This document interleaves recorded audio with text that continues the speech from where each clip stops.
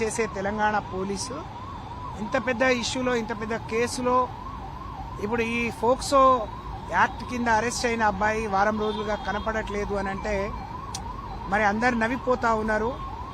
మీ intelligence ఎటుపోయింది?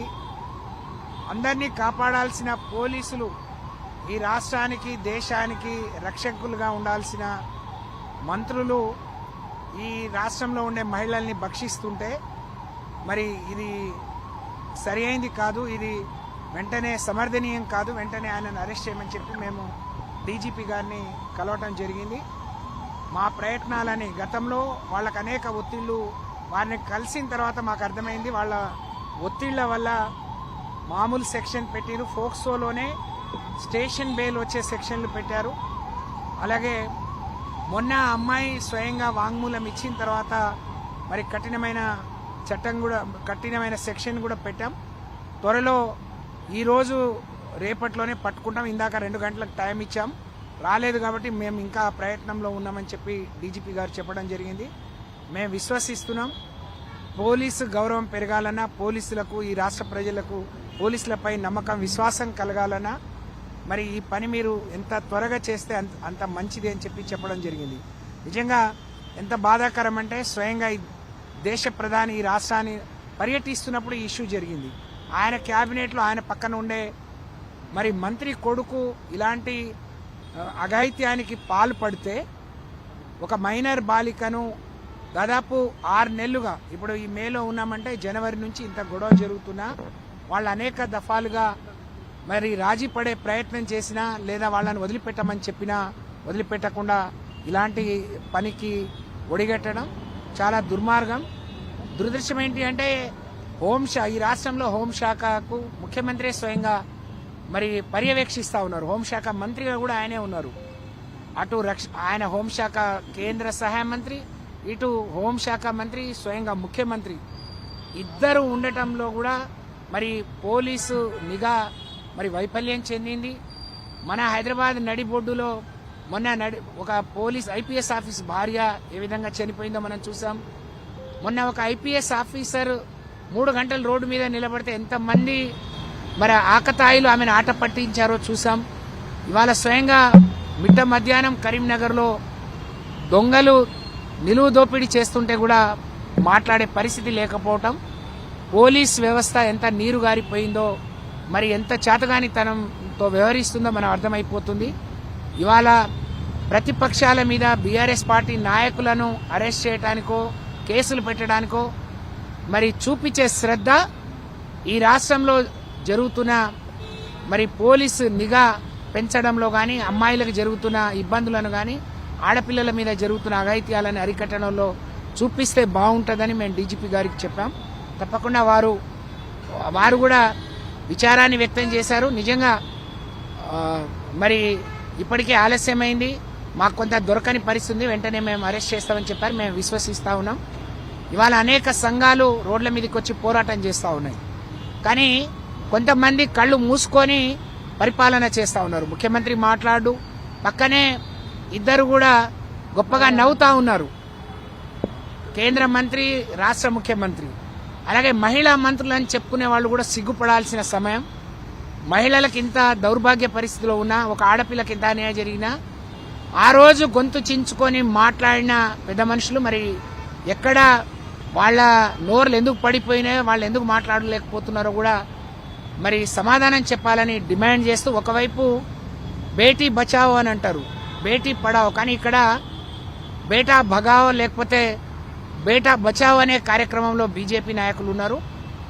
Bandi Sanjay ఇప్పటికైనా మరి చేసిన తప్పును ఒప్పుకొని పోలీసు వచ్చి నీ ఇంటి మీద పడి నిన్ను నీ కొడుకును అరెస్ట్ చేయకముందే ఎవరైతే వాళ్లకు వకాలత్తు పుచ్చుకొని మధ్యవర్తి బ్రోకర్గిరి చేయడానికి పనిచేసిన సంగప్ప లాంటి వాళ్ళు మళ్ళీ మీ మీద అరెస్టు రాకపోతే ముందే మీరు పోలీసులకు లొంగిపోవాలని చెప్పి, నిజంగా మీకు ఈ వ్యవస్థ పట్ల గౌరవం ఉన్నా, సమాజంలో మీరు గౌరవంగా బతకాలన్నా వెంటనే మీరు లొంగిపోవాలని చెప్పి, స్వచ్ఛందంగా లొంగిపోవాలి, సమాజానికి సందేశాన్ని ఇవ్వాలని నేను డిమాండ్ చేస్తూ, మేము డీజీపీ గారిని కోరినట్టే సిపి గారు కానీ మిగతా అధికారులకు ఆదేశాలు ఇస్తా అన్నారు. వెంటనే వాళ్ళని పట్టుకోవాలని, లేని పక్షంలో ఆ బాధితురాలికి న్యాయం జరిగే వరకు, మహిళలకు నమ్మకం విశ్వాసం కలిగించే వరకు కేసీఆర్ గారి నాయకత్వంలో బీఆర్ఎస్ మహిళా నాయకురాలందరం రాజీ లేని పోరాటం చేస్తామని చెప్పి ఈ సందర్భంగా తెలియజేస్తా ఉన్నాం. ఒక్క నిమిషం ఇంకా ఫోర్స్ చేసి ఈ కేసు గురించి ముందుకు తీసుకొస్తుంది అనే ఆరోపణలు వస్తున్నాయి. ఎంతవరకు నిజం? ఇప్పటి వరకు సత్యవతి రాథోడ్ గారు చాలా విషయాలు చెప్పడం జరిగింది. బండి సంజయ్ కొడుకు ఆయన చేసినటువంటి,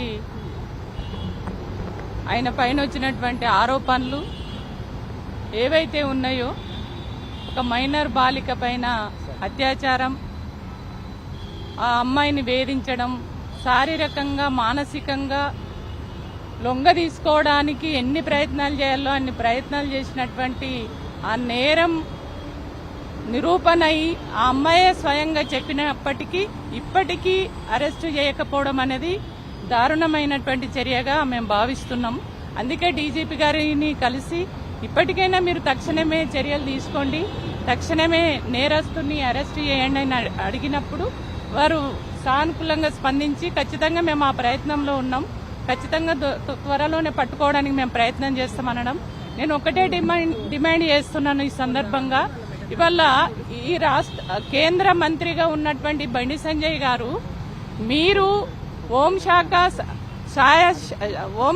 సాయ మంత్రిగా ఉన్నారు కదా కేంద్రానికి, మీరు దేశాన్ని, రాష్ట్రాన్ని, దేశ ప్రజల్ని రక్షిస్తారని మీరు ప్రతిజ్ఞ చేస్తారు కదా, ప్రమాణం చేస్తారు కదా, మరి మీ ఇంట్లోనే ఈ రకంగా జరుగుతే ఎందుకు పట్టించుకుంటలేరు? నేను ఈ సందర్భంగా మోడీ గారిని కూడా డిమాండ్ చేస్తున్నాను. మీ మంత్రివర్గంలో ఉన్నటువంటి ఒక మంత్రి కొడుకే ఒక మైనర్ బాలికపై అత్యాచారానికి ఓడిగట్టినటువంటి వ్యక్తిని ఎట్లా మంత్రివర్గంలో ఉంచుకుంటారు? మీరు తక్షణమే ఆయనను బర్తరఫ్ చేయాలి. బండి సంజయ్ కూడా నైతిక బాధ్యత వహించి తక్షణమే రాజీనామా చేయాలి. వెంటనే నేను అంటున్నాను పోలీసులకి, బండి సంజయ్ కూడా నేరస్తుని కొడుకు నేరం చేసిండు అనేది ఆధారాలతో సహా ఉన్నాయి. కాబట్టి బండి సంజయ్ కొడుకుకు నేరం చేసినప్పుడు ఆ నేరస్తుని కాపాడడం కోసం ఆయన చేసేటువంటి ప్రయత్నాలు ఏవైతే ఉన్నాయో, ఆ కేసును పక్కదారి పట్టియడానికి ఏదైతే చేస్తున్నాడో, కాబట్టి మొట్టమొదటి ముద్దాయి బండి సంజయ్ అవుతాడు. కాబట్టి తక్షణమే బండి సంజయ్ రాజీనామా చేసి పోలీసులు ఆయనను కూడా కస్టడీలోకి తీసుకోవాలని నేను డిమాండ్ చేస్తున్నా. ఈరోజు బండి సంజయ్ గారి కుమారుడు బండి భగీరథ విషయం మీద మరి డీజీపీ గారిని కలవడం జరిగింది. వారికి మేము ఒక 5-6 విషయాలు వారి దృష్టికి తీసుకురావడం జరిగింది. కేసు అయి ఇప్పటికీ వారం రోజులు గడిచినా కానీ వెంటనే చర్య తీసుకోకపోవడం అనేది వారి దృష్టికి తీసుకొచ్చినాం. మరి వారు ఏం చెప్పినారంటే, మా ప్రయత్నం ఉన్నది, ఈరోజు వాళ్ళ మెటర్నల్ అంకుల్ అంటే వాళ్ళ మేనమామ ఎవరైతే ఉన్నారో వారికి మేము నోటీస్ పంపించినాము. 2 గంటల లోపల బండి భగీరథ తీసుకొచ్చి మాకు అప్పచెప్పాలని చెప్పి మేము నోటీస్ ఇచ్చినాము. కాబట్టి వెయిట్ చేస్తా ఉన్నాము. 2 గంటల వరకు కూడా వాళ్ళు చేయనప్పుడు వెంటనే మేము అతన్ని ట్రేస్ అవుట్ చేస్తాము, అరెస్ట్ చేస్తామనే మరి ఒక విశ్వాసాన్ని అయితే మాకు ఇచ్చినారు. మరి రాష్ట్ర ప్రజలు కూడా ఎదురు చూస్తూ ఉంటారు. డీజీపీ గారు చెప్పిన మాట నిజమైతుందా చూడాల్సిన అవసరం ఉన్నది. అదేవిధంగా మరి బండి సంజయ్ గారు కూడా ఈరోజు నిన్న బహిరంగంగా వారు మాట్లాడుతూ, ఎవరైతే నా కొడుకు మీద ఆరోపణ చేసినారో, ఎవరైతే మా మీద ఈ విధంగా ఏది మాట్లాడుతూ ఉన్నారో వాళ్ళందరి మీద నేను చూసుకుంటా, వాళ్ళ సంగతి చూస్తా అని చెప్పి బహిరంగంగా మాట్లాడుతున్నారు. వారు అంతు చూస్తా అని మాట్లాడుతున్నారు. సో ఈ విషయాన్ని కూడా డీజీపీ గారికి చెప్పినాం. అంటే ఆయన పార్టీ శ్రేణుల్ని, పార్టీ కార్యకర్తల్ని ప్రొవోక్ చేస్తా ఉన్నారు. ప్రొవోక్ చేసి మళ్ళా ఒక రౌడీయిజాన్ని, మళ్ళీ ఒక తప్పిదాన్ని చేసే ప్రయత్నం బండి సంజయ్ గారు చేస్తా ఉన్నారు. సో ఆయన ప్రొవోక్ చేసిన విషయాన్ని, ఆయన బెదిరించిన విషయాన్ని కూడా డీజీపీ గారి దృష్టికి తీసుకొచ్చినాం. వాస్తవంగా చెప్పాలంటే పోక్సో కేసు బండి సంజయ్ గారి మీద సంగప్ప కూడా కావాల్సిన అవసరం ఉన్నది. ఎందుకంటే ఏప్రిల్ 22 నుంచి 26 మధ్యలో వీళ్ళందరూ ఇన్వాల్వ్ అయి ఉన్నారు.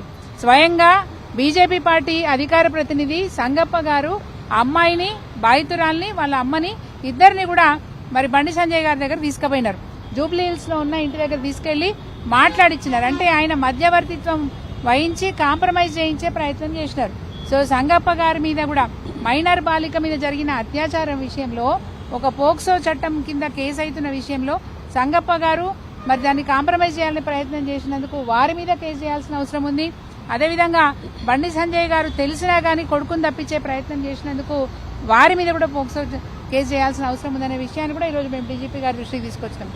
ఇంకొక విషయం ఏంటంటే మరి ఇంత రాద్ధాంతం జరుగుతున్న పేట్ బషీర్బాద్లో ఉన్న మరి అక్కడున్న పోలీస్ యంత్రాంగం సిఐ గారు కావచ్చు, అక్కడున్న ఏసీపీ కావచ్చు, ఎవ్వరు కూడా దీని మీద దృష్టి పెట్టకపోవడం, వాళ్ళు వెళ్లి కేసు పెడతామని వెళ్తే కూడా సాయంత్రం 7 గంటల నుంచి రాత్రి 12:30 వరకు పోలీస్ స్టేషన్లో కూర్చోబెట్టుకొని తల్లిని ఆ అమ్మాయిని పోలీస్ స్టేషన్లో కూర్చోబెట్టుకొని దారి మళ్లించే ప్రయత్నం, అంటే ఈ కేసు నీరుగార్చే ప్రయత్నం చేసినారు.